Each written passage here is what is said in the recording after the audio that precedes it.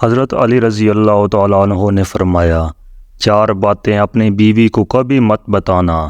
Number 1، کبھی بیوی کے سامنے رونا مت، چاہے کتنی بھی تکلیف ہو، کتنی بھی پریشانی ہو، چاہے اندر سے کتنے ہی ٹوٹ چکے ہوں، لیکن بیوی کے سامنے کبھی آنسو مت بہانا، ورنہ ساری زندگی تمہاری بیوی یہی سمجھے گی یہ مرد بہت کمزور ہے، اپنے جذبات پر قابو نہیں پا سکتا، چھوٹی چھوٹی چیزوں پر اداس ہو جاتا ہے، لہٰذا وہ تمہیں کمزور سمجھنا شروع کر دے گی۔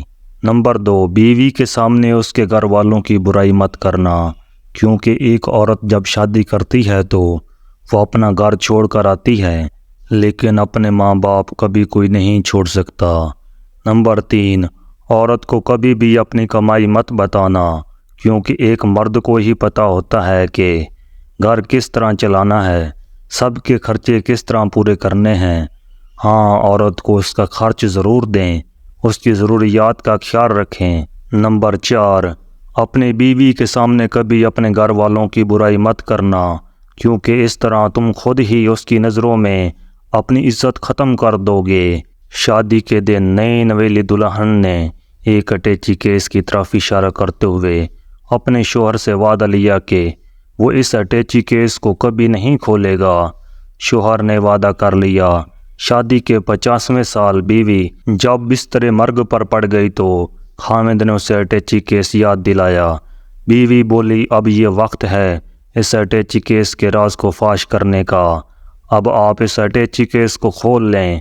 خاوند نے اٹیچی کیس کھولا تو اس میں سے 2 گڑیاں نکلیں۔ خاوند کے پوچھنے پر بیوی بولی، میری ماں نے مجھے کامیاب زندگی گزارنے کا راز بتاتے ہوئے نصیحت کی تھی کہ غصہ پی جانا بہت ہی اچھا ہے، اور ماں نے مجھے یہ طریقہ بتایا تھا کہ جب بھی اپنے خاوند کی کسی بات پر غصہ آئے تو تم بجائے خاوند پر غصہ نکالنے کے 1 گڑیا سی لینا۔ تو مجھے جب بھی آپ کی کسی بات پر غصہ آیا تو میں نے گڑیا سی لی۔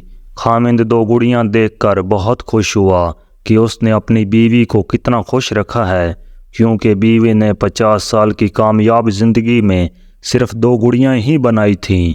محبت میں شدت معنی نہیں رکھتی، محبت میں عزت معنی رکھتی ہے۔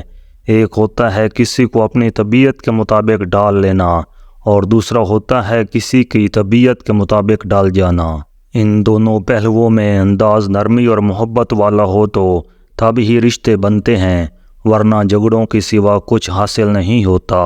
اللہ تعالیٰ نے دنیا میں جو سب سے پہلے رشتہ بنایا وہ میاں اور بیوی کا ہی رشتہ تھا، اور پھر سارے رشتے اس کے بعد بنائے، اور پھر یہ رشتہ تو ہے بھی ایسا کہ کتنی بھی دھوپ چھاؤں آئے اس رشتے میں ایک دوسرے کے بغیر گزارا ممکن ہی نہیں۔